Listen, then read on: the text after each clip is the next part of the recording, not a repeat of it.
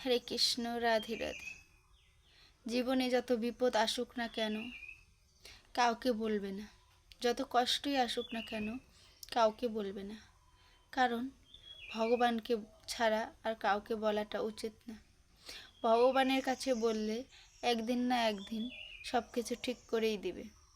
আর অন্য কারো কাছে বলে দেখলাম বা বলবে, সে তোমাকে 2 দিন পরে ঘুরিয়ে সেই আঘাতটা তোমাকে আবার দিয়ে দিবে।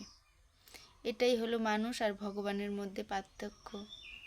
ভগবানের নাম করো, ভগবানকে স্মরণ করো, ভগবান তোমাকে একদিন ঠিক সোজা পথ দেখাবে।